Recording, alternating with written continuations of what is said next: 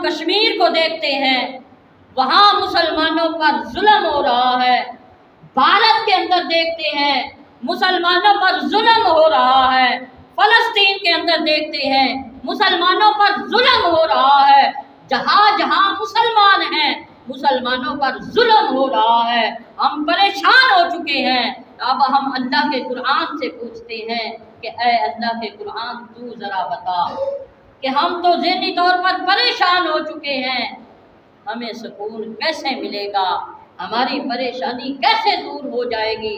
تو اللہ کا قرآن فرماتا ہے کہ ولا تہنوا ولا تحزنوا، کہ غم نہ کرو، پریشان نہ ہو جاؤ، ولا تہنوا ولا تحزنوا وانتم الاعلون، اعلیٰ بھی تم ہو، کامیاب بھی تم ہو۔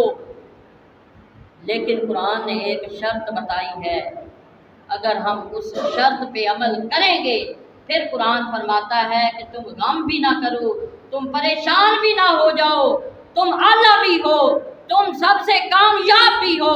شرط ایک ہے، اس شرط پہ عمل کر لو گے پھر اقوام عالم پر تمہاری حکومت ہوگی، صرف عالم اسلام پر تمہاری حکومت نہیں ہوگی بلکہ مسلمانوں کی حکومت اقوام عالم پر ہو جائے گی۔